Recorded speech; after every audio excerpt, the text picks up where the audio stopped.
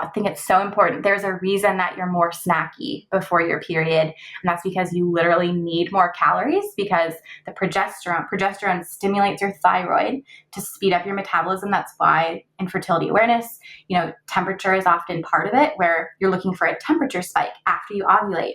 That temperature spike, it's heating up your body. When you heat up your body, it's like a fire. You're burning through more calories because you're maintaining a higher metabolic rate. Your body is staying warmer.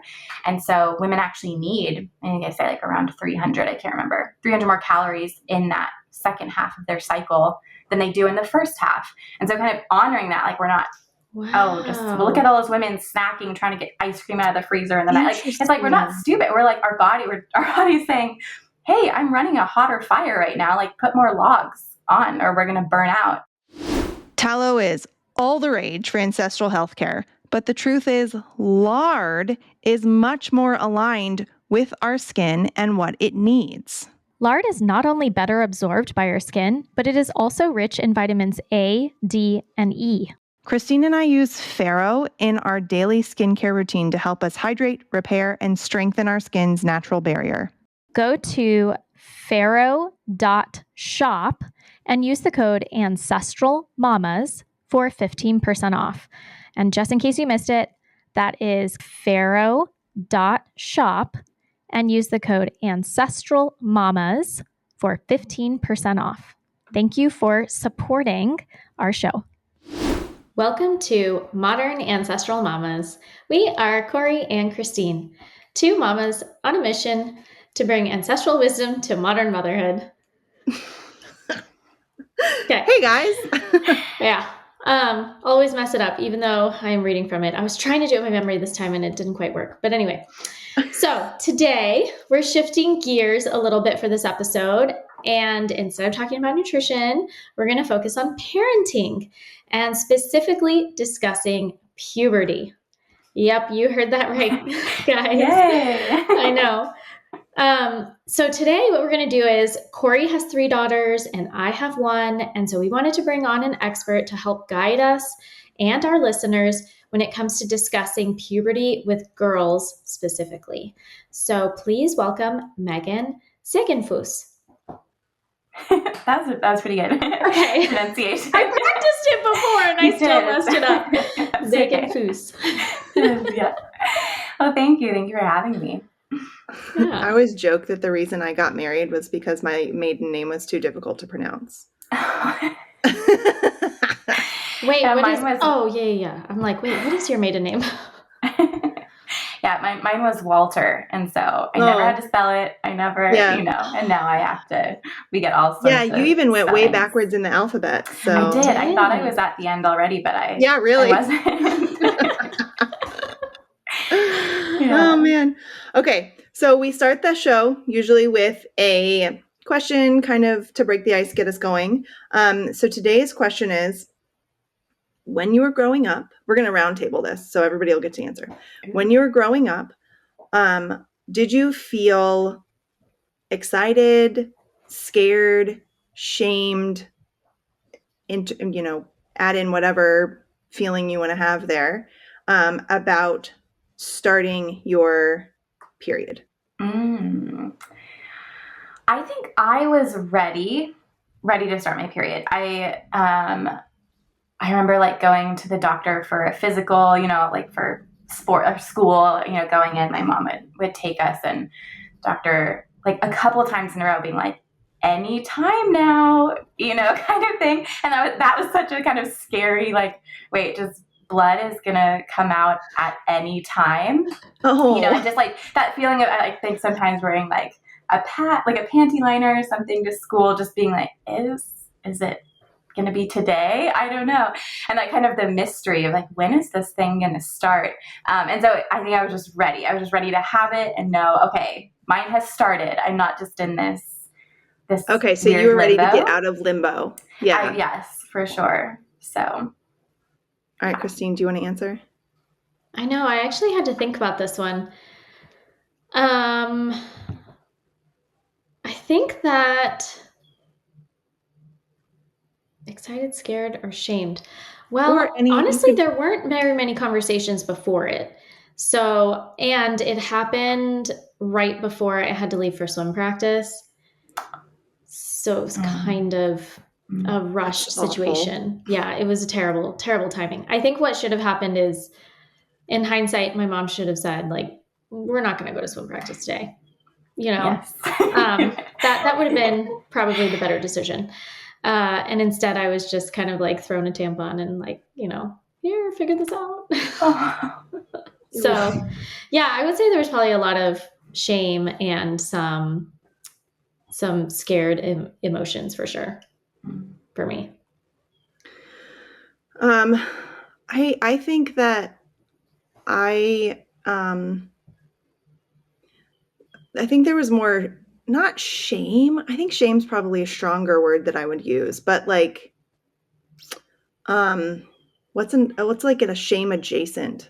An embarrassment, maybe? Yeah, maybe embarrassment. I don't like this. I was the first one of my friends group. So it was like, and I feel like all of the media at the time made it so gross, like gross or shameful or embarrassing or, like, oh, now you're going to be PMS crazy, like, right. I just think there wasn't any beauty around it. And so maybe gross, like I felt gross personally, like I personally felt gross. Yeah. So yeah, maybe embarrassment is the right one. So I do want to say though, we have 2 other episodes that we have talked about, kind of women's health and periods on, and one of them is a really old episode, really, really old. We'll have to look up the number. I believe it's called Sacred Woman. Something like that. We'll put both of these in the show notes. Right. And then the other one was with Amy from Birthright Supplements. Yes. So, and that was maybe a year and a half ago. But if you want to go back and listen to those, this is going to be a different conversation. So you could listen to all 3 of these and have all sorts of great information to go off of. So, all right. Megan, can you give us a little bit of an idea of like how old you have children, right? Yeah, I have one son. Yeah, one son. Solomon is 19 months. This is so fascinating. Then why is this your thing? Totally. Right. Okay, so I used to be a middle school teacher, and I wasn't teaching health though. I mean, you learn like in your secondary, like my master's program, you of course have like sexual development courses that you take to kind of learn about the age group you're preparing to teach. But I taught history and English, and kind of while I was in college, I had my own kind of women's health awakening of realizing how little I knew about my body. Like I wasn't even aware of how little I knew about my cycle, just all sorts of things about female health, even just like life. Like I was, brewing kombucha in my dorm room, but also like didn't see the connection between like my lifestyle and my period. Like some of those kinds of things, like big connections hadn't quite been made yet. It was I was still under the impression that that like some people just unfortunately got cursed with period pain and others didn't. I was kind of living in that world, and it wasn't quite the connection of like how much our lifestyle can impact our health. I hadn't connected those things.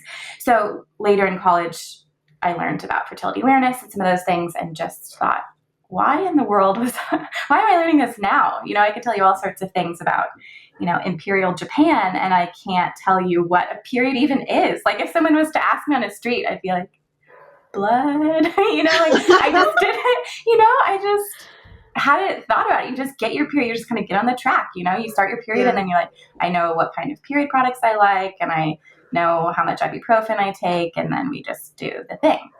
And so once I had kind of this awakening through learning about fertility awareness, and realizing there was this crazy, beautiful hormonal dance going on that had a rhythm to it and had a design.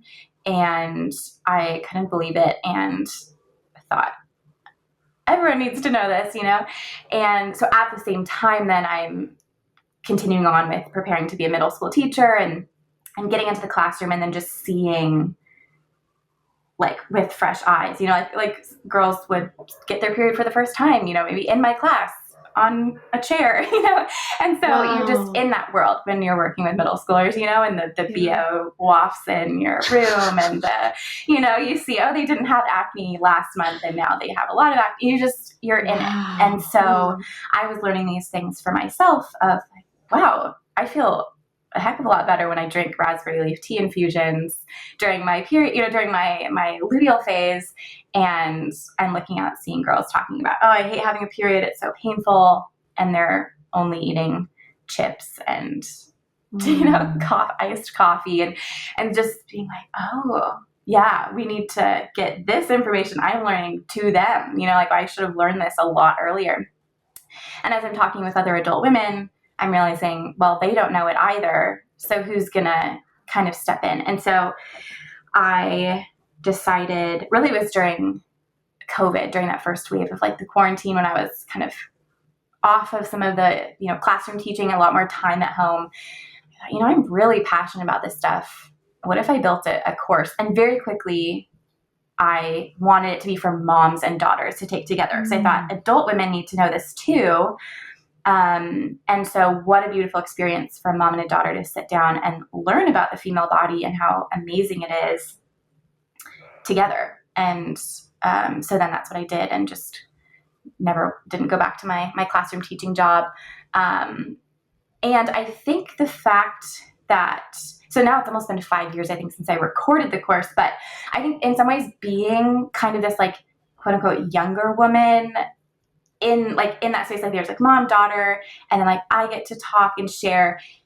I have a lot of moms who say things like, oh, well, my daughter says, well, Miss Megan said this, could we try this? Like it almost like not having the fact that like I don't have grown daughters myself or something like that. Like I almost feel like I was able to fit into this older sister category that I think makes some of the information more like it makes it easier to hear or something is part of my wondering, because I was very open to like women who were, not my mom's age maybe, but like just that little bit younger. I was like, oh, I kind of, want to hear things from them. So anyway, that's how I ended up with a mom and daughter course, having no girls. I really had no daughter or no children even when I started. But yeah, that's the story. But that's incredible, because I never thought about how, I'm a former teacher myself, but I did not teach middle school. And you're so right. When you are teaching middle school, you are in the trenches of literally that age range. And those kids are so lost. It's an intense time. Yeah. You say like, I'm a middle school teacher and people are just like, what? Like you volunteered to do that? I think most of us, we can feel the kind of resistance to just that time, knowing how much is going on. Yeah, no, that is for sure. I purposefully chose lower elementary for a reason. Like I do not want, and actually at one point I was running a middle school chess club. And those kids, woof. Yeah, that is quite a calling. See, so my kids are homeschooled, right? But when I volunteer to teach classes at our co-op, I always want to be with the middle schoolers, always. Wow, okay. Because I despise being with lower elementary. Because an hour feels like 10 days with them. Okay. And with middle schoolers, I can like talk with them and have a conversation, and they're smart enough to hold a conversation, and they tell me they like my earrings. So middle schoolers can be awesome, because they can be in that point too where like there's this sweetness of like childhood still, even though maybe outer there's a kind of rough exterior or they're like not sure what to do with themselves, but like there's such a sweetness in the middle schoolers, and you can have like real legit conversations. Yeah, I love that. I have 2 children who are that age range out of my 4, and I love having, like, we can actually have real conversations now. It's really cool. So good. Really cool. Okay, so let's dive like headlong. And yeah, all right. So our first like let's go question is, what are the first signs of puberty? What should moms be looking for?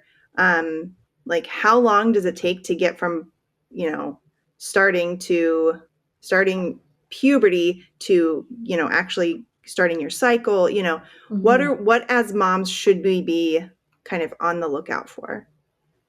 And just to clarify, everything is related to girls. Like we're going to be talking specifically about puberty in relationship to girls. Okay. Yeah. Yes. Thank you. So breast buds are technically the first sign of puberty beginning. And so breast buds are kind of these small, hard, kind of squishy lumps that form underneath the areola. And one might form first and then the other. It might take a couple months for them both to form. And so that's the first sign of puberty. Generally, like even I remember when I was growing up, it was like about, 2 years or so from the time that you might notice breast buds to when you might expect your menstrual cycle to begin. But honestly, like the longer I'm going, have been in this work and reading the research and stuff, like it's still kind of all over the place. Like as much as like it's helpful maybe to have kind of a window, like generally it's not you get breast buds and next week you start your period. There are some kind of some idea that it's a longer period. You're generally in puberty for they say like 2 to 5 years kind of process.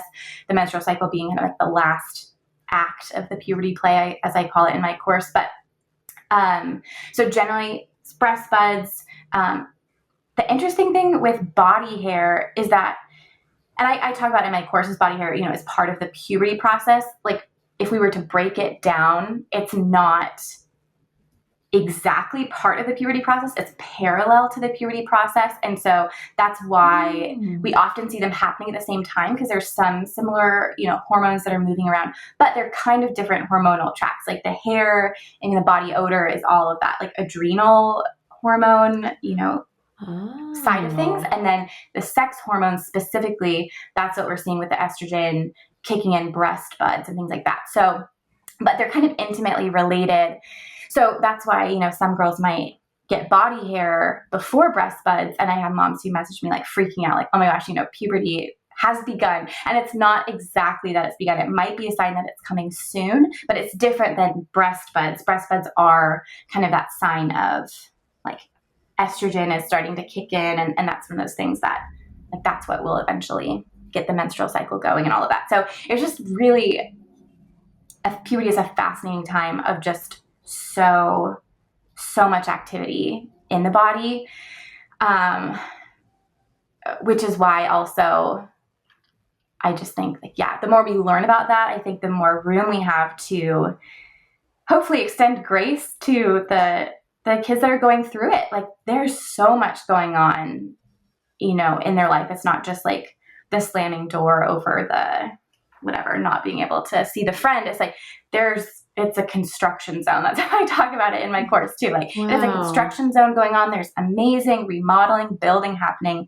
Construction zones are loud. They're a little messy. You're not exactly sure when something's going to fall, but there's this process that's happening that will result in an incredible creation, which is a totally new rewired system, a remodeled brain, a menstrual cycle starting in some ways kind of out of nowhere. Like how crazy that the body kicks into this, and how powerful and cool. So anyway, breast buds, body hair, all that kind of stuff. When they start with the breast buds, how do you talk to your daughter about this? Sort of just like walk her through what is happening. And I mean, I don't know, do you go out and buy a bra that same day? Like, Totally. Well, I think it also depends, like getting a read for how your daughter is feeling about development, because it's such a spectrum. I mean, for some girls, they might be ecstatic over like, oh, I'm developing, I'm getting older. And for some girls, it's a real threat to this feeling of, I don't want to grow up. I want to stay a kid, because maybe for them, growing up is responsibility with no fun. And maybe for others, it's ooh, I finally get more responsibility. That's fun to me. So I think just kind of, and for every kid in a family, it might be totally different, but just kind of checking in on how they're feeling or trying to, kind of get a read. Are they like slouching their shoulders in? Do they seem to be like hiding things? Are they wearing baggier shirts than they used to? Just kind of reading some of those signs. Do they seem to not even notice? So that makes it a little bit hard as far as like people always want like talking points exactly. And sometimes I struggle just because I hear all sorts of examples of where girls are at.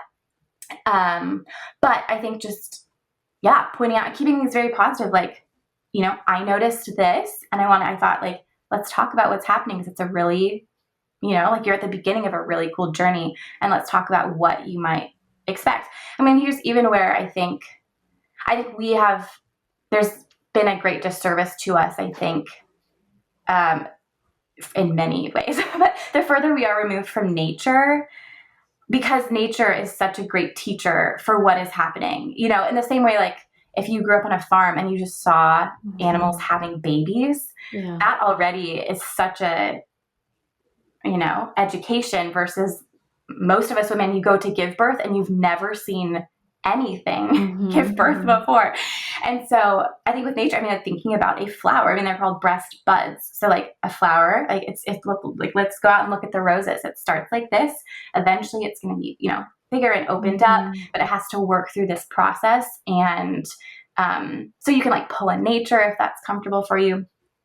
But as far as bras go, again, it also, I think it just figuring out what feels freeing and what feels secure to a girl. And I think in my course, I'm a big fan of just laying out the options, and even saying some women feel, much more comfortable not wearing a bra. Others feel much more comfortable and secure wearing a bra. Here's a bunch of different kinds. In your life, you might try out a bunch of different things. The cool thing is we get to explore and always figure out what is serving us at this point. So maybe it's like going to the store and trying some on and she realizes I'm not into this, but you've given the option and given her the agency to kind of figure out what feels good to her body. Because sometimes breast buds can be tender too. Like moms will ask, like, my daughter's saying it hurts. Like, is that okay? And just, from my research, like, it's just like, it's tender tissue. It's tissue that's forming and new. Even like a hot compress might feel good. But I remember being like playing soccer and doing chest traps. And then you'd start to see some of the girls would be like, oh, ow, and that's when you're like, oh, okay, it used to be like nothing there. And now there is something there and it feels different. And so just kind of saying, you just be a little more tender. And that's where a bra can feel supportive, like having some protective layers can feel nice if a shirt is rubbing, her in the wrong way. It feels uncomfortable. Whereas others, the bra itself feels less comfortable. So a little bit of a long answer, but lots of possibilities for how to see. I love that you're giving grace and space for different people and different, girls having different outlooks on this and moms having different feelings on things. Like, you're so right that we are all going to come at this from a different place and have different feelings and different, even physical feelings. So I think this is super cool way to kind of handle that. I'm wondering, at what age would you even begin this conversation with your daughters?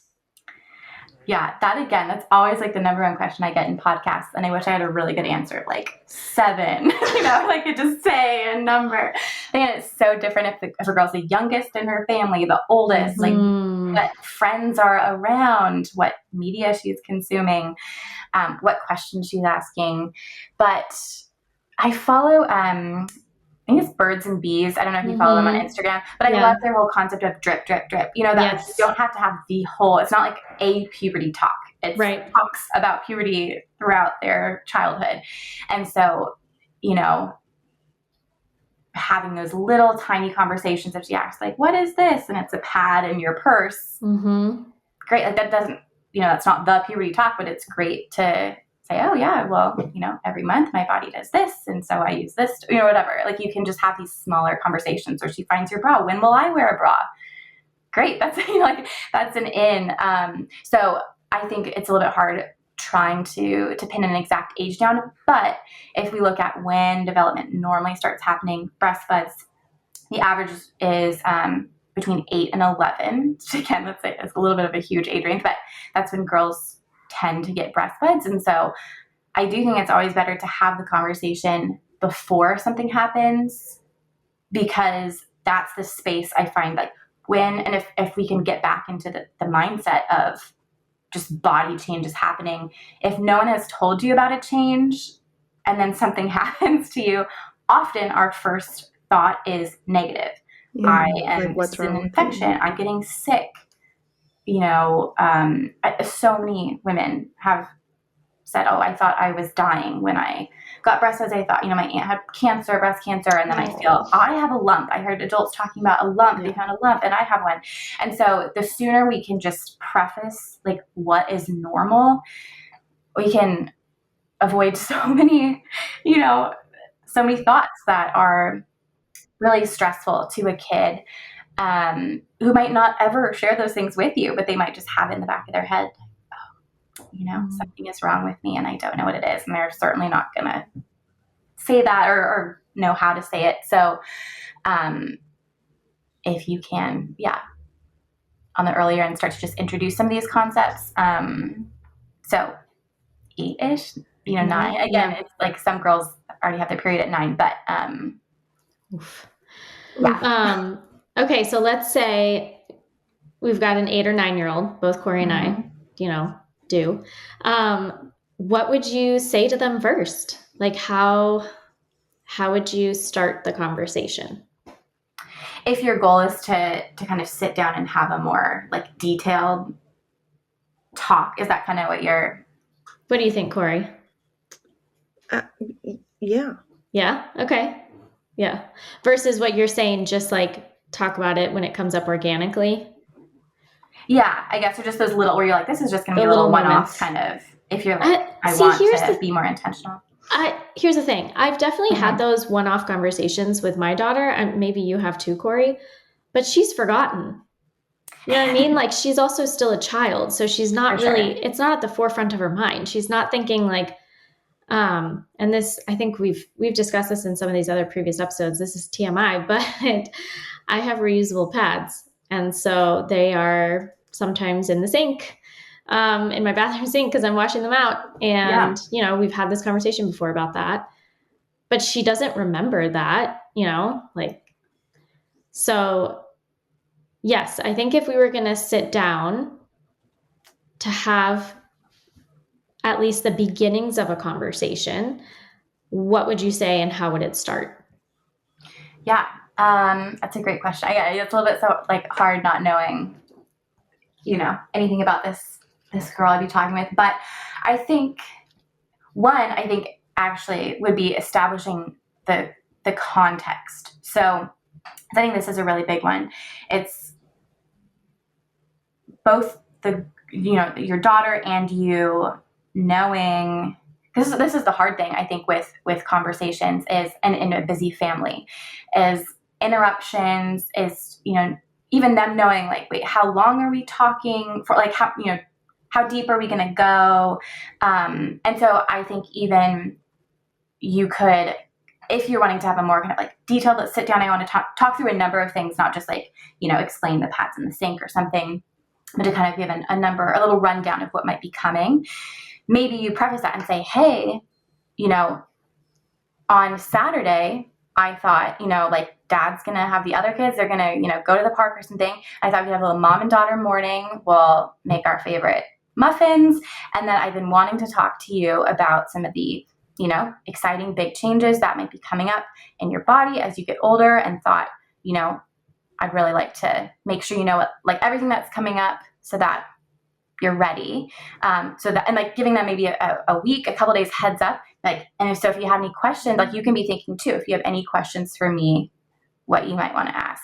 And then the day comes and then you can sit down and do your thing or whatever it is, but you kind of let her know, like, we will have space and we will be talking about this thing. And maybe we won't jump back to, oh, that homework that you need to do for homeschooling, or, oh, wait, do we have this going on? And it's just like going to be a dedicated time to talk about our bodies. And I think that I think in part, I mean, so like with my course, I think that's part of the reason that it has felt so like successful or like helpful to moms and daughters is because in itself it's a structure, and it ends up being something that moms and daughters watch at like a dedicated time, or they make a special ritual out of it. And so it becomes a kind of container that you can, you know, be in and kind of be held in, versus like, this is just, oh, right before bed, do you have any questions about your body? Or I wanted to tell you that, you know, and you're like, wait, how long are we talking? How much time do I have just my mom here for before like my little brother calls out from the other room to get water? You know, like it's just, I think girls want to know that they can sink in deep. Even if they don't have any questions, it's just kind of knowing that they're held. And I think that speaks to the kind of importance of puberty is how we create this space. I love the drip conversations, but then when it's sit down and talk about it, creating, like making sure that that is beautiful, because I think the way that we talk about it is you know, if it's tied to a sweet memory with you, the mom, then she's hearing things about breast buds and periods and cervical fluid, like, and her favorite muffins are there, and like you've just done your nail, like you've done something, like it maybe sounds silly, but it becomes like we're so connected to the things around us. And so then you get to imprint like love, connection, time, puberty, like it gets locked in there, I think, with like special mom things. You know, my little brother isn't here, like it's just me and mom. And so why wouldn't we want to like layer all of those things in? And that plays a role, like, yes, talking about puberty positively, but also just like, creating like a nice space for it. You know, you're in your PJs or whatever. Like it feels, you're setting the tone in bigger ways than just like the literal words about cervical fluid or something, you know? Okay. So what are some things that you would absolutely not say in these conversations? Well, I think for one. So wait, can I give an example? Oh, yeah, please. So I've heard the period conversation tied to baby making. And not in like a sex way, but in a, you know, my body is preparing to make a baby. When it doesn't make a baby, then the tissues are flushed out. And in, you know, for a child, that can be a little bit almost scary, because you're like, I don't want to have a baby, but if I have my period, that means I'm, you know, that's connected. Right. So yeah, what are some things you would avoid talking about, or just not saying? Yeah, that's a great point. And I do, I find that conversation to be so interesting, because it's such a, people like have all sorts of thoughts on what is appropriate at different times. And I will say, like, in my course, I do say that, you know. Well, right. Like that's what it is. That's what's happening. Exactly. And like puberty is the process of being able to, like, you know, reproduce at some way as an adult. And that the body, like, it's not that you don't have to be thinking about having kids because you are still a kid. The body just, you know, it takes a long time to practice some of these rhythms. And so our body is just like practicing, like getting things going. And so, and that's where I talk about it as like a play as well. And like, you know, it's a lot of moving pieces. And so it takes so many rehearsals for a play to look good and sound good and to feel easy, and like for you to watch everything coming together. And so puberty is kind of this time of like, yes, there are these big end goals of like a production, but it's like the clunky, you know, like your body's just practicing. And so how do we help it practice really well? But back to your point, that's a really good one though. I don't know if I have any like specific, I will say a lot of women, I thought as an example. So I got the Care and Keeping of You book when I was going through puberty. I don't know if you know that one, the American Girl one. Yeah, the old one. The old one's fantastic. Yes. I literally went on and like found the old version for my daughter, because the new version has some like trans stuff in it that I didn't Yes. want to have. Wait, Yes. what is the name of this book? The Care and Keeping of You. It's the American Girl. I realized growing up, like my childhood was very American Girl. Like I loved all the books. Yeah, I me loved, too. you know, the hair braiding and the fancy handwriting, all of that. But I remember having a couple people say, like, in the book there are little stories, you know, like by, you know, kids or writing it and being like, I remember when this happened, blah, blah, blah. And I think one of them was like being really embarrassed about her freckles or something like that. And I had a friend be like, oh, I've never even thought to be embarrassed of my freckles. And I'm reading that someone is.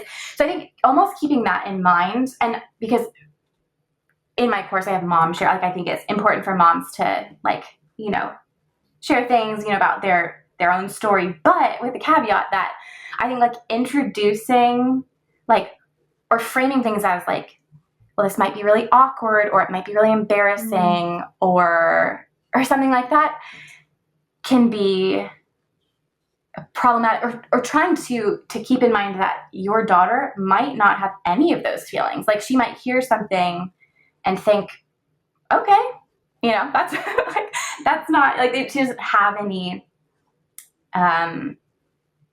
any story, I guess, that notion something around is, it. Exactly, Yeah. Corey. I was thinking the exact same thing. She has no preconceived notions of this. right. So if we are introducing these negative words like embarrassment or... Yeah, but like, how do you, because how do you open up space for her to be like, yeah, I am embarrassed by this, and that it's okay for her to say that, like, and sure, be, yes, you know, because that's also okay if you are. absolutely. Like, I don't want to plant the seed in your brain that you will be, but I also want you to know that if you are, it is okay. Yes, yes, and that's the like perfect distinction. And I like open the course with like, you might hear about these things and feel like excited or anxious or embarrassed, like, and all of those things are okay, but like you need to know about them. And so then I try to frame things in a very positive way. So I think that's more so like just keeping in mind not to give her a story to experience, or like not to give her emotions to feel, but to present things and then to say like, how does that sound? Like what, you know, when I say those things, like what's the first thought that comes to mind? Or, you know, even in the period peace module, we open with like blood. Okay, just write down, when you think of blood, like what comes to mind, and like starting to separate out some of those things, like getting injured or getting hurt. Well, that's a very different experience than having a period. A period, you know, you see blood, but your body is actually not injured or hurt. It's like, so starting to kind of just separate out what is what by just asking questions. What do you think of when this, or what, even just asking like, what have you already heard about periods, or about bras, or like whatever it is, and just opening it up. I think that's just the main distinction is letting them lead with the emotion that they want to have. And you can even say whatever comes up. It's okay to feel all sorts of things. Even you could feel excited and nervous at the same time, and that's totally normal. But these things I'm talking about are normal too. Like they're, So not sure if that answered your question exactly, but no, I think that's really good distinction, is like giving them space to be, to work through these things. But also, you know, I do think it's helpful to help them have language to be able to process emotions and feelings and what's actually happening physically and all of this. Yeah. I actually love how you talked about giving them like a heads up that you're going to have this conversation before, because you're so right. You're prepping them for it and saying, hey, if you have any questions, you know, you can write them down or remember to ask me them. And then setting up an entire, you know, whether it's half a day or a few hours, where it's just you and your daughter to sit down and talk about this, and make it really, really special, so that there are these loving, fond memories surrounding that, versus oh, we have to do this, or it's like embarrassing and uncomfortable for both of you and that kind of thing. Right. That's a really, really great idea. What are some things that you think moms forget to talk about? I think, so one is like cervical fluid or discharge. So often they say like 6 to 12 months ish before a menstrual cycle begins, girls might start to experience some discharge in their underwear, that feeling of like being a little bit wet. I remember being like, what is this? And why is it so random? And feeling like my period has started. Like you got a little bit of, sensation, and going to the bathroom and be like, what was that? And so that's one where I've had women say, I thought I had an infection. I thought I was dying. I felt so dirty and gross. Like, what is this in my underwear? Like, what is this sensation? Or what is that in my underwear? And feeling really embarrassed by that. And so I think explaining that, one, our body does this, our vagina is like cleaning itself out. How cool that it like is self-cleaning. And also it's a sign, it's an estrogen sign. So that's a sign that our body is starting to produce more estrogen, and that it's kind of starting to try to kick this cycle into gear, but it's not quite ready yet. So that's one that I have heard. Yeah, women talk about that. It's like attached with a lot of shame, and I think like cervical fluid can be that sometimes like women, even as adults, like don't exactly know how to interact with it, or like, what is this? Or it just becomes kind of this like weird gray area thing that happens that you don't know about. So introducing that early on. Little things like often the first period might be brownish. Like it might not be a bright red blood. I've had women say they thought they pooped in their pants, or that they didn't realize they'd started their period because they were looking for like blood that you see when you cut yourself or something. And so that's a really common experience, especially for the first period, because the blood often has been sitting there longer. It started to kind of oxidize. And so introducing them to the spectrum, like, yes, it's blood, but here's the kind of spectrum of what that might look like. It could be more of a pink. It could be like the cranberry juice we have in the fridge. It could be like this, just so that when something happens, they can identify it more easily for themselves and not have that, what is that moment, So those are a couple that come to mind, along with like an explicit conversation about breast buds, and that it's okay if they might feel a little tender. It's okay if one comes in and not the other. You're not just going to have one boob, like it's normal that it might take 6 months for the other one to come in, and things like that. I find moms are like, oh, right. Like I didn't realize that, or I had totally forgotten that about puberty when I share. So if figuring out what to feed your family feels exactly like a never-ending to-do list, I get it. That is exactly why I created these 3 cookbooks just for you. 1 Chicken, 5 Meals shows you how to stretch a single bird into a week of nourishing, no-stress dinners. Nourishing Junk Food lets you create your favorites with using real food ingredients, no food dyes, no seed oils, and no other junk, just the flavors that you love. And in betweens, that's the secret weapon for snack time, lunch boxes, and all those what do I even feed them right now moments. All 3 are kid-friendly, mama approved, and made for real life. Get your copies today and turn your kitchen into a place that you actually enjoy. Go to fornutrientsake.com and use the code MAM15 for 15% off your order. All right, our second code that we're going to share with you is from Seatopia. The code that they have given us is Ancestral Mama, and that's going to get you 10% off. They sell sushi grade and snap frozen fish. So it's frozen at the peak of freshness, and it's all clean, certified clean seafood that is mercury safe and microplastic tested. Check out their website, seatopia.com. Is that right? It's seatopiafish.com. Okay. Yeah. Okay, and then what are some ways that we can make sure we're supporting our children, our daughters, nutritionally through this time? Yeah, such a good one, because there's this, misconception. I still hear people talk like, oh, I could eat anything when I was a kid, or I could, with this idea that it's just somehow about like a weight or metabolism. Oh my or gosh, something, I which just remember drives this me so nuts. clearly. Like I remember as a preteen teenager, friends of mine saying stuff like that. Like, well, I can just eat whatever I want because I don't gain any weight. And I'm like, that now thinking about it, I'm like, that has nothing to do with it.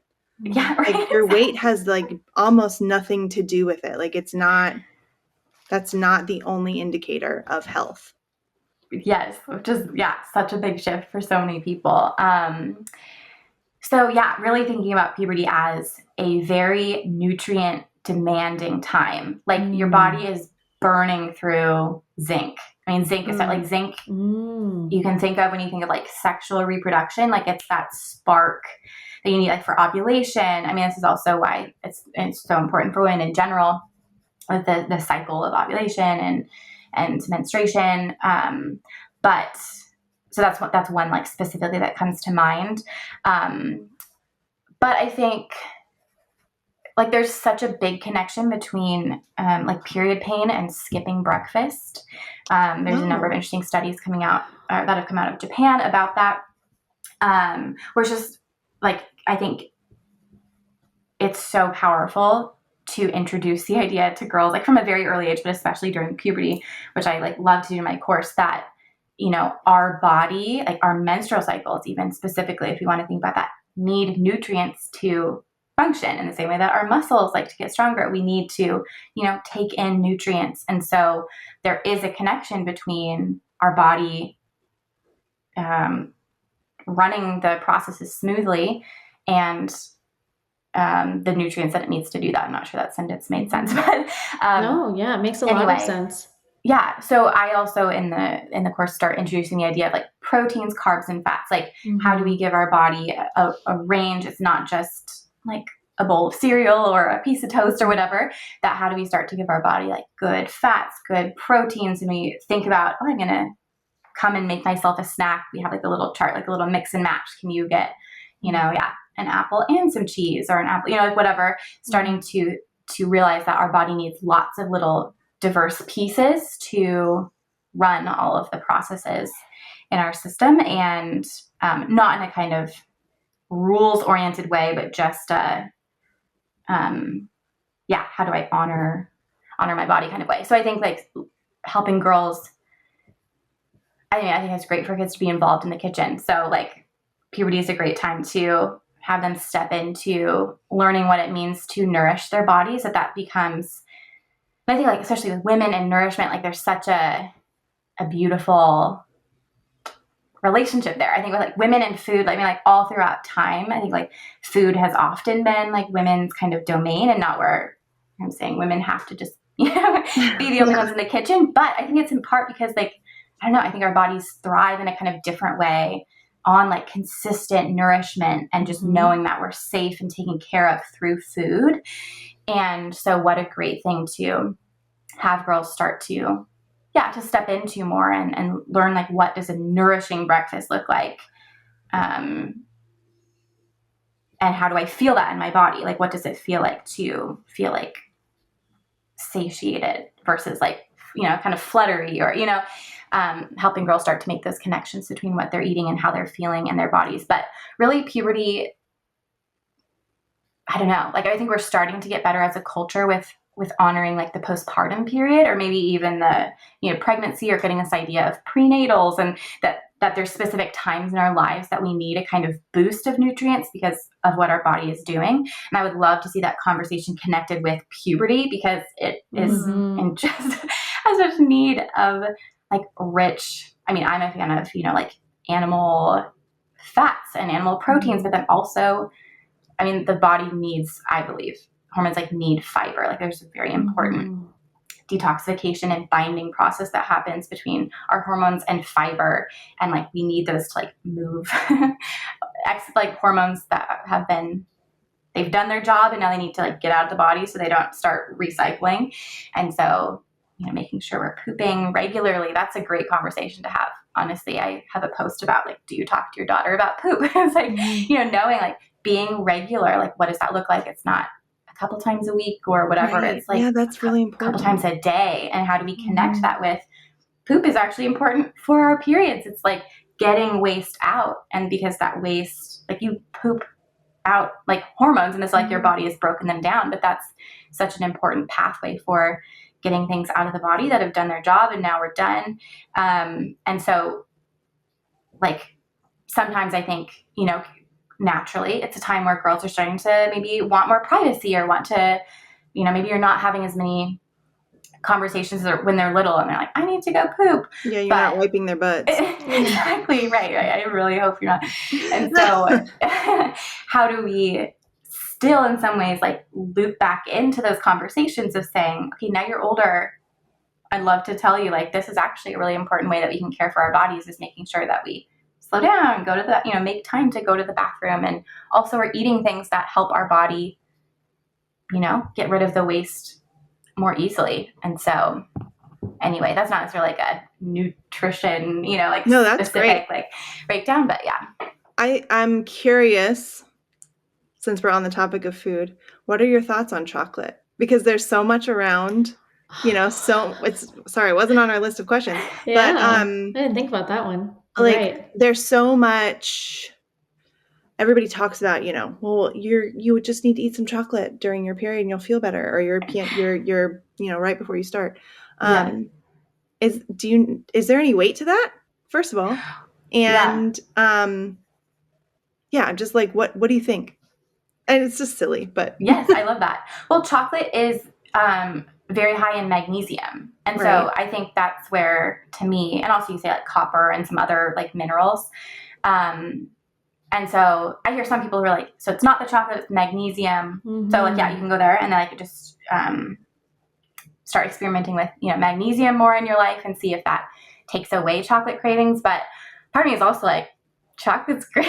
Like, get a high quality chocolate, you know, or like I have like a cacao like powder that I really like. And you can see right on there, it's like a lot of magnesium in there. So I purpose to make myself, you know, like a warm raw milk chocolate, you know, drink before. And that's like, I find that a kind of special way of like honoring my body and kind of going like, wow, my body's really wise and craving this thing because it's wanting something mineral rich. I'm not saying like eat a huge Hershey bar or something, but you know, but there is like, I don't know how many minerals are in a Hershey bar. Let's be honest. Right. That's very true. I feel like negative minerals. Yeah. But there's different ways people can interpret, you know, like it's not about the chocolate, it's this, but I don't know, chocolate's more fun than like a magnesium supplement, but that's just me. So I think, yeah, learning that like, oh, our bodies can be white, or even like salt. There's a really interesting relationship between like salt and magnesium. And like, so I think when we're craving these like salty, sugary foods during our luteal phase leading up to our period, how do we start going like, oh, wow, my body is really smart. It's telling me like it needs more of these minerals. And how do I find the nourishing version of them for my body to attach to? And I think it's so important. There's a reason that you're more snacky before your period. And that's because you literally need more calories because the progesterone stimulates your thyroid to speed up your metabolism. That's why in fertility awareness, you know, temperature is often part of it, where you're looking for a temperature spike after you ovulate. That temperature spike, it's heating up your body. When you heat up your body, it's like a fire. You're burning through more calories because you're maintaining a higher, you know, metabolic rate. Your body is staying warmer. And so women actually need, I think I say like around 300, I can't remember, 300 more calories in that second half of their cycle than they do in the first half. And so kind of honoring that, like we're not, just look at all those women snacking, trying to get ice cream out of the freezer in the night. Like, it's like, we're not stupid. We're like, our body's saying, hey, I'm running a hotter fire right now. Like put more logs on or we're going to burn out. And we're like, oh, silly body. Oh my gosh, or whatever it is, you know? Love that metaphor that you just used. That is so fantastic to be able to understand what is going on internally. Yeah. That's really helpful. And like, I'm also hearing you say, I heard you say, your body burns through zinc in those, yes, you know, as our girls are beginning puberty and all those things. And so And you're talking about magnesium, and I'm hearing a lot of talk about minerals. And so immediately my brain starts thinking mineral-rich foods. So we're talking oysters and, seafood. And obviously, we talked about chocolate and lots of animal beef. fats and animal protein and eggs. And oh my gosh, this is so cool. Yeah. And like red meat. Like, absolutely. Yeah. This is the time. This is not the time to, double down on your skinless, boneless chicken breast. Like, get the organs in there. We're eating heart jerky, Yeah. Right. And my daughter was literally last night talking about, or maybe it was this morning, whatever. She's talking about wanting jerky. And I was like, ooh, I have a beef heart in my freezer. Yes. You do. I do too. I need to. Yes. Need that. Beef heart jerky. So easy. So oh my good. gosh. Well, okay. I'm loving this so far. I'm wondering, since we've talked a little bit about, you've brought up already fertility awareness a few times. So out of curiosity, what are your thoughts on hormonal birth control? And why is it so hard to say? It isn't. It's kind of a hard word to say. I don't know why. And is this something that we talk about with our girls? Because, side note, Corey and I feel very similarly about this. I was just thrown birth control at 17 or 18. And at that age, never occurred to me to ask about it. And obviously you trust your doctor. And now that I am much older, I realize how absolutely detrimental it is for your health, for you as a woman, not learning your cycle and how it works. Not actually having a true period. Exactly. Yes. For so many years, all of the B vitamins, it totally depletes from your body. I mean, and so now I think in my mind, I'm definitely not doing that. What? Go ahead. Definitely not doing that. Yeah, definitely not doing that for my daughter. But we'd like to hear your thoughts on that anyway. Corey, were you going to say something? Or? I was just going to say it's not just hormonal though. Like there's also like the copper IUD is going to also be, we should definitely, this is going to be a side note, but we should definitely have somebody on to talk about specifically about birth control and natural family planning and that kind of thing. This is not going to be that conversation, but because we're not going to be able to go as far into it because we're already at an hour. But so stay tuned, people, and we'll find somebody to talk about that. Yes. Well, and I think this is I actually have like a little video in my course about hormonal birth control because it's been a while. I think the statistic is like 30% of teens are put on hormonal. It is hard. Hormonal birth control for non-birth control, like contraceptive reasons. Yeah, they're like it's become the acne weird or exactly. Whatever. Like your period is not regular. I actually heard somebody say this the other day on a podcast or something where they were saying, women are put on hormonal birth control at when they get their period, whatever age that is. Or like around 15 or something. And they're like, it's to help you be regular. But what we're not remembering is that it takes like 2 or 3, 4 years for you to be regular anyway. Yes, exactly. And how important, because like how hormones, like we think about like neural pathways and like our body runs kind of like based on experience, like that's why like we have connotations with things and our body's always running these programs trying to say like, oh, I know how to interact in this situation because of this last time we did this. And so like it's trying to predict what's happening to keep you safe. Like, oh, this looks a little bit like this situation. And also like, that's how we so easily fall into these patterns. We're like, we park in the same parking spot. Oh, you know what I mean? It's like, we like these routines. And so when we're at a pivotal time where our body is literally trying to make the road for how to have a regular cycle, and then you stop construction by taking a pill, you know, like that, it's just so mind blowing to me. It's like you have stopped, like I think, I don't know if you've read The Fifth Vital Sign by Lisa Hendricks and Jack. It's so good. It's all about fertility awareness. She's going to be on our show. I don't know. So in the future. So good. And she talked about, it's like castration. I mean, like, that's really what you're doing. You're stopping things. You're artificially regulating things. It just drives me nuts that and then you get to that women are like lied to. Yeah. And then you get to like, you're married and you want to have a kid, but you've been on birth control since you were 15 Yes. and you're essentially restarting puberty at, 30 or 25, 27 when you get married. Like, yeah. I know. It like, yeah. But when like, we don't know, because again, we're taught from so early on, like, wouldn't it be great if you didn't have a period, or like when like that you could just when I was 17, absolutely I would have said that. Yeah, exactly. Yeah. It's so, anyway, yeah, it's so wild. So I think it's important to talk about, because they might have a bunch of friends who are on it for their acne. They're not even thinking about birth control. Like, it's not, in my mind, about the birth control. It's about your cycle and the integrity of your cycle. And that's where it's like, it's a great time to introduce, like, everyone makes different calls for their body. Everyone's on their own journey, learning about their body or experiencing things.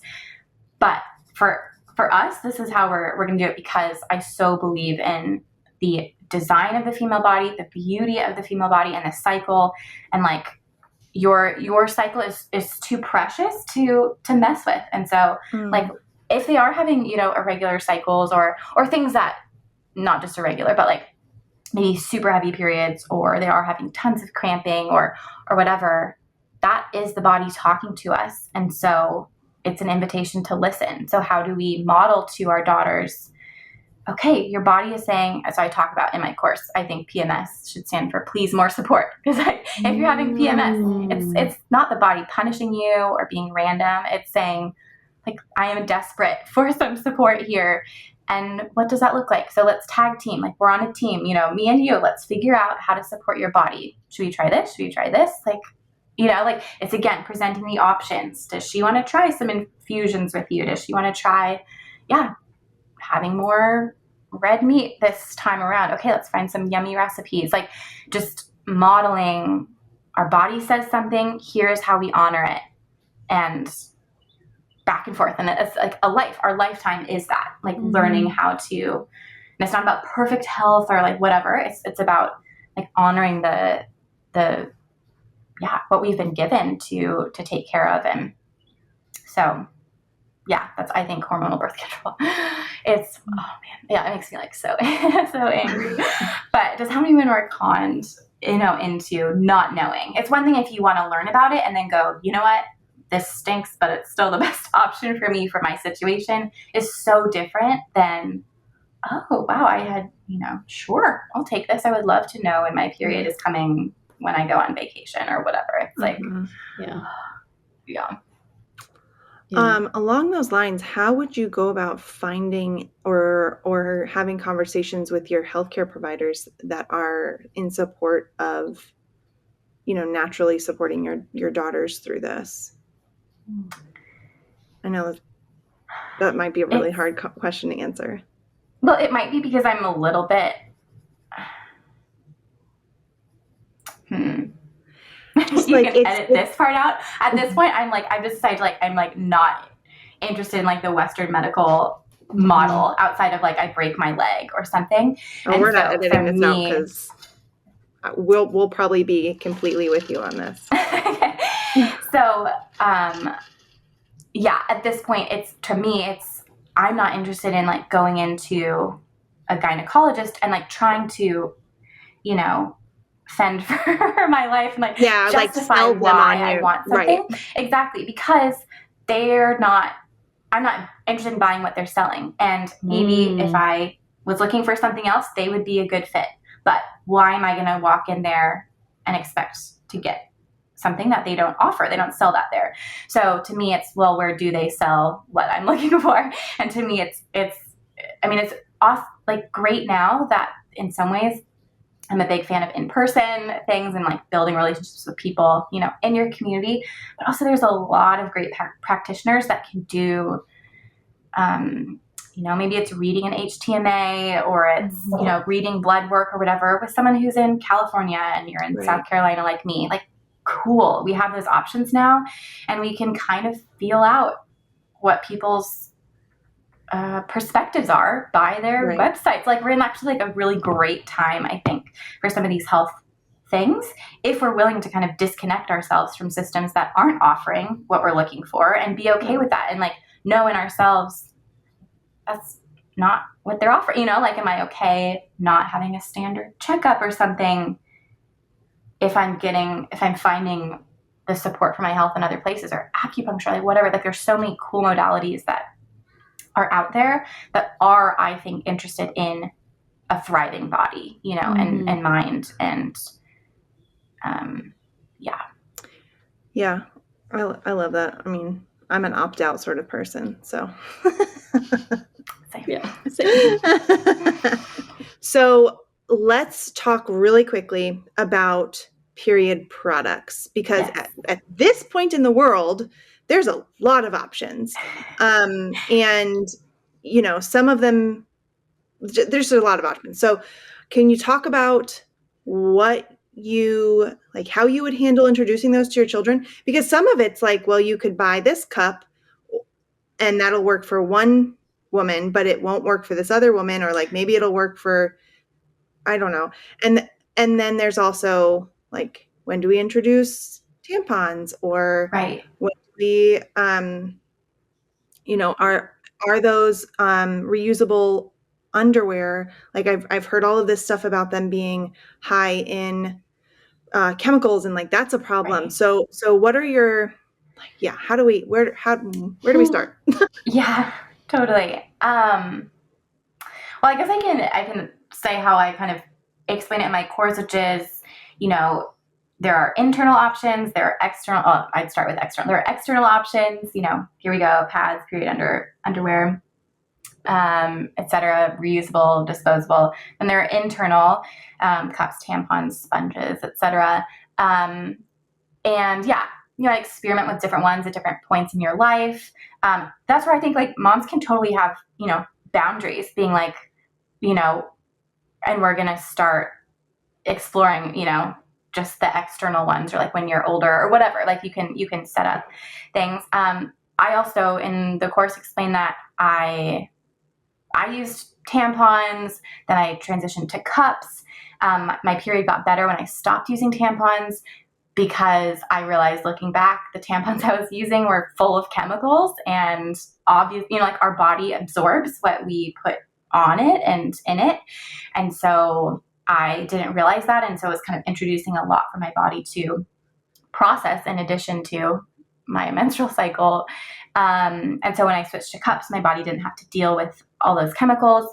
But then I reached a point after using cups for a while where I started to feel like maybe my body didn't want something up inside myself all the time. Like that actually there was, that the blood was flowing out, and that kind of having something stopping to catch like inside didn't feel right anymore. And so I, like later in my life, decided that I wanted to go actually back to pads and just experience kind of the blood flowing out. And that it, for me, I realized I was kind of hiding. It was about, you know, like using a cup. It was like, oh, like, it was like I wasn't on my period.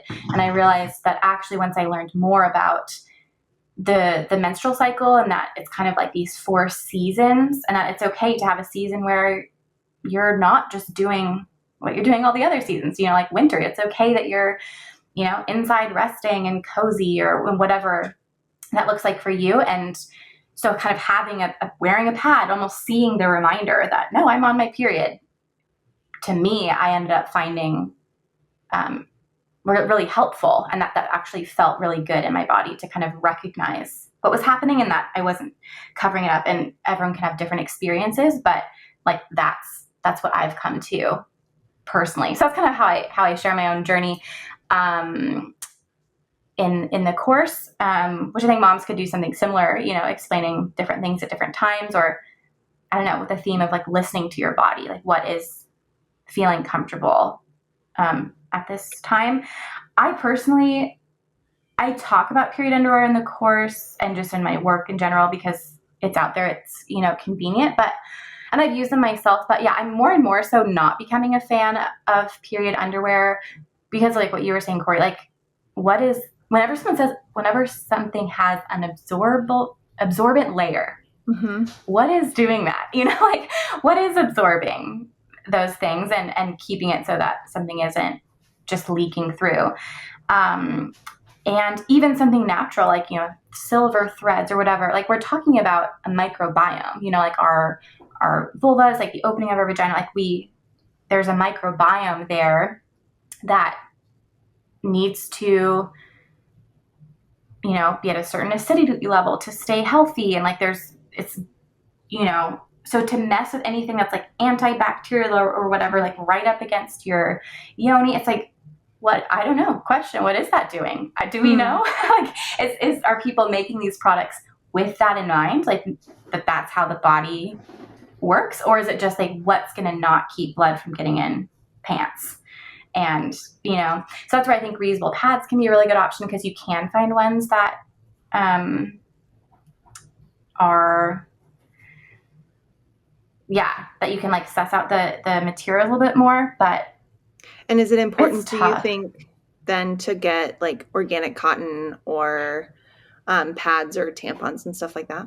I do, for sure. Just because it's like, why, in my mind, I mean, it's like, and it's hard. Things are expensive, but it's just like a precious part of the body. And why would we not want to like give our bodies the best? I have been thinking about it. I think that it might, like the period underwear talk, I think the time that it makes sense in my mind is like a swimming situation, because I'm with you. Like, I don't want to put anything in. So most of the time, if I'm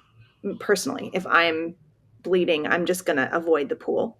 But for a child, that's much harder to do. Yes. Or like you with Christine, like you were on swim team. Like, what are you going to do? Just not go to the pool 1 week out of every month? Yeah. So I think in that regard, that one time, a couple of times a month, totally, for an hour or two, the reusable period underwear bathing suit situation might be good. But otherwise, I completely understand what you're saying with that. I was going to say Etsy has a lot of options online for the reusable pads. Because yours are just like cotton, right? Yeah. The ones that you use? Totally. Yep. Yeah. Yeah. Organic cotton, like she said. Yeah. Yeah. So I think it's all, I think they call it a PUL layer. Like, so I think it's like, depends like how crunchy or whatever you want to get. Because you can find, like, I at some point was like, I don't even want that, like the PUL layer that they'll put on like the back. I don't even know if I'm saying it right, but the only option then is like wool. And then I was like, literally, it felt like I was just wearing a huge diaper, and then that didn't even work. So it's like, at some point you kind of are like, okay, there's the ideal, and then there's the practical and all of that. So I think we can find a lot of really great practical things and not stress. Again, I think with all health stuff too, it's that line of, it's the strategy, the risk, outweighs the benefit outweighs the risk. And I can, not stress about it, because the stress is also not what our body needs. Yeah. All right, Christine, you want to transition to the... Yeah, I want to transition a little bit to talk about siblings, if possible, and how to manage daughters going through puberty when there are brothers in the house. Maybe it's a multi-generational home, so there's grandparents and things like that. How can we maintain privacy and dignity for a girl going through all of these body changes in, a family environment? Yeah, but I also think that there's, I personally want to make sure that my son is aware, like I want him to know, not necessarily personal details, but like I want him to be aware that this is something that women deal with. Yeah. Yeah. So how do we do that? Yeah. Are you thinking about like periods specifically, or just even like probably periods specifically, because yeah.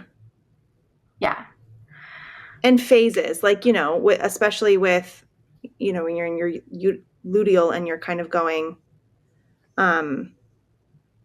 maybe sister or mom is a little bit more cranky. I'll just be honest, I will get cranky. And, you know, how do we make sure that our sons are extending more grace? Yeah. Totally. Yeah. I think, okay, so this is my take, I guess, on this. I think and this is saying like not having, I have one child. Like, yeah. You know, so this is like, take all of this with a grain of salt.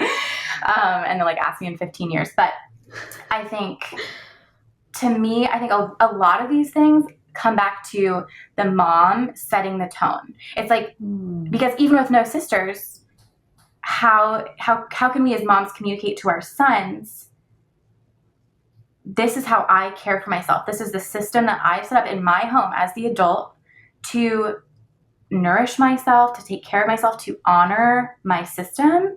And so like maybe there's a little, I don't know, rolling cart that's, you know, in your kitchen, and it's stocked with the herbs you like, you know, to make the teas with, or the tea bags, or the, you know, extra chomps, or like whatever, you know, meats, like something like that. And it's like the luteal phase, or it's the period like cart or something, you know, and it's like, they know that when you're on your period, you get the stuff from there. They see you making whatever, they see you like actively caring for your body.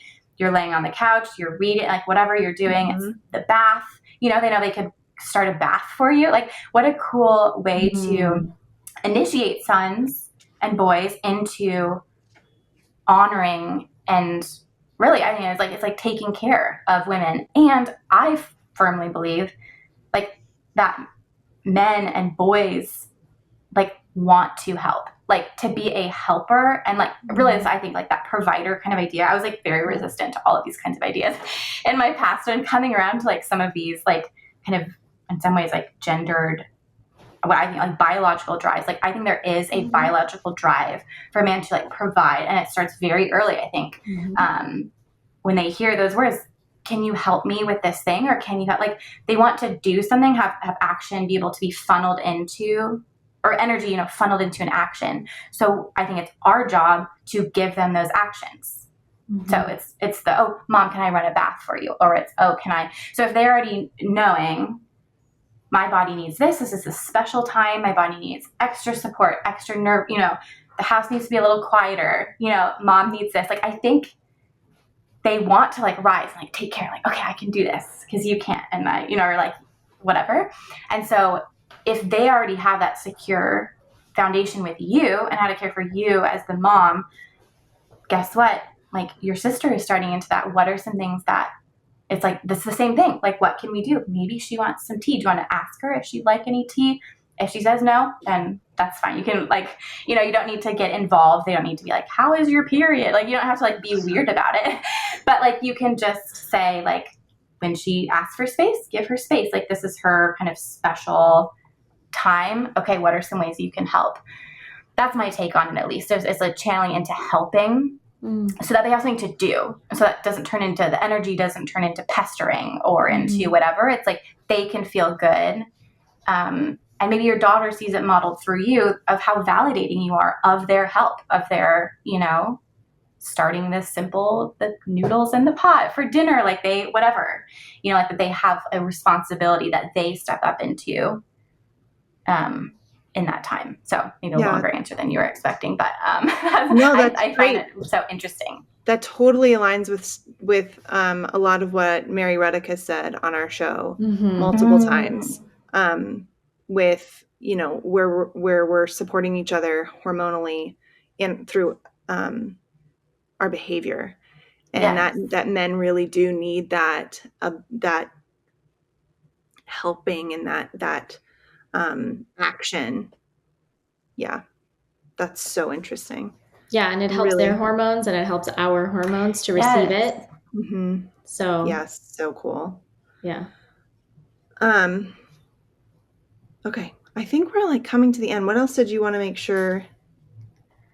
I know. Is there anything else that you want to say about discussing puberty with girls or supporting them, or and anything else that you want to add?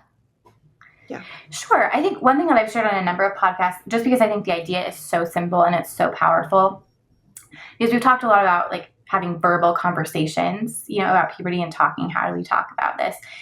But I think not overlooking the power of a written form of communication between a mom and a daughter. So I'm a big fan of an idea I call like a hidden journal that you set up with your daughter where, you can hide it. You have a journal, maybe you decorate it together, whatever, you make it a special thing. And then it's like secret notes. You can pass them back and forth. You stick it under, one other's pillow when you have something you want them to read. The idea that I've kind of layered into it that I think is also profound, that I certainly wish that I had, as at the bottom, having a kind of communication code. It's so you have your message, but then how do you want the other person to respond?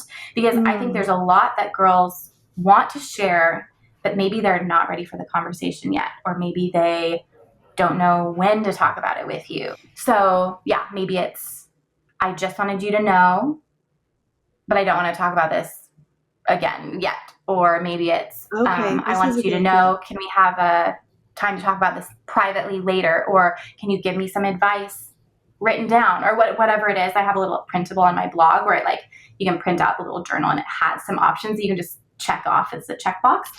But I just think that idea can be so powerful because it can also be awkward to talk face to face. That's why car conversations often can be easier if you're both not even looking at each other. Or so taking that into consideration, if I want my daughter to talk to me about these things, I want her to feel open.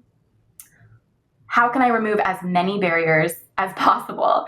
And so I think establishing those, in physical conversation, like we talked about, setting aside an afternoon or something, but having a pathway that you don't even have to sit down and talk. It's just this kind of secret little, and who doesn't want a secret journal that no one else knows about? How fun.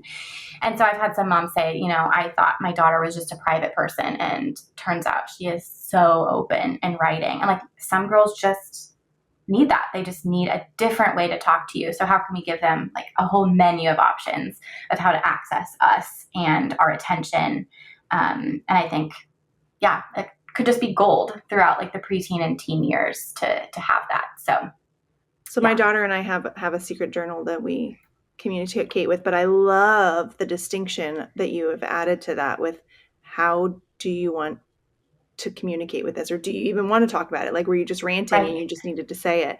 A friend of mine just told me about this secret code that she has with her daughter, where her daughter has a secret code word for when she just needs a hug. Oh. And I was like, that's such a good idea. I love that.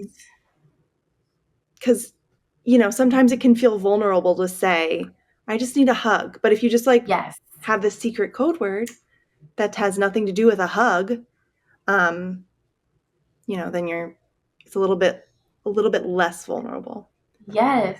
Oh, that's so good. I love because it really is just about the ideas. systems, ideas. Yeah. Yeah, those are such good ideas. I don't have a hidden journal. I need to start that. Yeah. Wow. I love that idea. Okay. I have one more question that I want to, excuse me. I have one more question I kind of want to address here. And I'm really curious about it because there's right now seems to be that there is a kind of resurgence or renaissance of women talking about the cycle phases and, with natural family planning coming back into coolness or whatever. At least in the natural world, in the true. Well, no, I do think there are more and more people talking about it and wanting to be aware of what their body is doing. I have looked up, those cycle, they're usually circles, images online just for myself, to know, okay, here's, this phase and here's what your mood might be, or here you might be more creative or you might be more social, this kind of thing. But they all have to do with sex, not getting pregnant, when you might get pregnant. And I want to be able to have something like that to show my daughter that has nothing to do with babies, know? I almost want to like have a printout that I can stick on my fridge and like have a magnet of face of myself. And then when my daughters start their cycles, they can also have one and we can move it around the circle so everybody knows where everybody is. That's so cute. I love, so funny. That's But such a good idea. I'm curious, like, how can we make sure that we're teaching our daughters these things, but has nothing to do with like, well, don't have sex on this day because you'll definitely get pregnant, you know? Yeah. It's not something I wanted to be talking to my 11-year-old about. No. Yeah. Well, yeah, I mean, I definitely talk about this in my course. We talk about it as the 4 seasons. So like period is like winter, and, follicular is like spring, ovulation like summer, and luteal like fall. So we talk about things like also naturally, like in the fall is when you would prepare, for things. We're like preparing for winter. So we're like, that's where I think it's great. Like, are we building up like ways to make sure that our periods are comfortable times in our system? We're, eating the abundance of summer that we, can't, like you're kind of nourishing yourself. In spring and summer, you might want to be out there, like doing things, socializing. I also think it's important to note that, and my like, so I talk about you might feel more like this, and I have a little graphic for each season, and we talk about like how uncomfortable you'd feel if you wore a snowsuit all year. Like you might feel really good in January, but like horrible in January or in July. And that, it's about kind of just little changes that we can make to help our bodies feel more comfortable and adaptable in each season. But I see some people go like so far where it almost becomes predictive, or like almost like personality test, where it's like, oh, you are this thing. And it doesn't quite leave room for the human experience. I find that a little bit, whereas like some people, like the luteal phase might be like, you might feel so good in that phase because maybe that's like your organizing time, and like you might identify that as like a really, great season. Whereas for other people, like that's a really like, oh, that's a really tough time or something. So kind of, I try to like leave it open in my course as well, of like, pay attention to your own body. Because also with hormonal imbalances, like for some people, they feel awful around ovulation, so then when they hear these things, like you're glowing and you're out there, and they're like, what? Why is that not me? There is a little bit of a pattern, but there's so much room for how you feel in your own cycle. Like what do the seasons look like in your own body? Even as we can get a little bit of a roadmap. So I'm not sure that answered your question exactly, but I think the seasons analogy is great because the seasons have nothing to do with reproduction. And like, oh, you're in your summer right now. That's not, so. Yeah, that's great too, because that's very, everybody knows, Yes. And seasons are you're always learning things with seasons, and yeah, that's cool. Okay, well, I think we've covered everything, right, Christine? Do you have anything else you want to say? No, this was a very helpful conversation, and thank you. Thank you for answering all of our questions. Yeah, you're welcome. Had a lot of fun.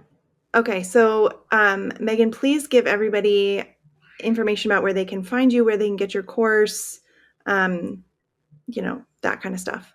Yeah, sounds good. So my website is bodytalkbasics.com, and that's where you can find my mom and daughter course, which is an online course. You take it in your own home at your own pace, however you want to break it down. About how long will it take somebody to go through? Yeah, I was wondering the same thing. How many weeks is it? So it's about 3 hours of course content. So I have some moms who, plus there's pause and discuss this, or pause and do this little activity. So it's different, how long all the discussion will take. So I have some moms who plan a fun little getaway weekend, and others who do it every Monday, watch 15 minutes and, for a few months at a time. So it can be done however works for you. And I'm also on Instagram at Body Talk Basics. And yeah, I'm excited. I hope it's coming out soon, but I'm kind of putting some of the finishing touches on a new course for adult women. I haven't talked about this anywhere else yet, but for adult women, about their body. So basically it's like the puberty education that you wished you'd had. So it's very similar to my course for moms and daughters, but aimed a little bit more at adult women, just because the number one testimonial I've heard from moms who take my course is like, this was so healing for me. I didn't even realize like I needed to hear like breast buds were normal or that this thing was normal. Like that becomes part of their own healing to go back to that time and relearn. And so for all the moms that follow me who have sons or no children, but like want to know this stuff too, and not just learn about their cycle, but like actually learn like, oh yeah, what was learn more about like body hair and breast development and like why certain things happen to make sense of their own experience. I felt like I wanted to offer something for them. So hopefully that is coming soon, which I'm excited about too, because I think sometimes moms need to process those things. Like puberty can bring up big feelings in adults. And so it's not the right time to like learn about it with your daughter and then trauma dump on your daughter about your own experience.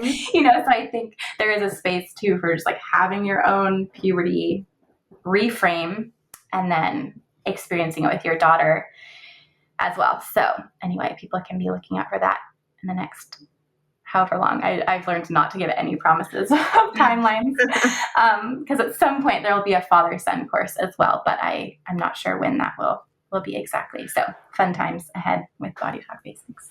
Everybody can look forward to it and stay tuned. Yeah. That's great.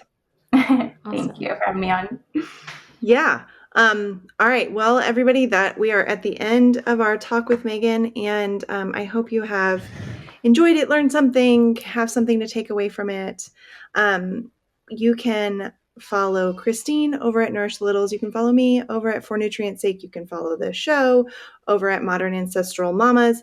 You can listen to the show on Spotify, Apple Podcasts, wherever else you get podcasts, and you can watch the show now on YouTube. And if you have questions, you can either put them in the comments on YouTube. You can put them in, we'll post a reel for this episode. You can put them in comments there.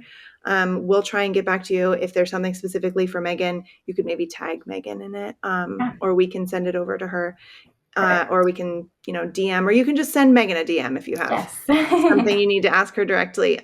Totally. So that is all we have for today. Thank you so much for listening. We really appreciate you guys. We love doing this show, and we love being able to bring you information like this that we wish we had when we first started having babies all that time ago. Yeah. All right, everybody, we love you. Goodbye. Bye.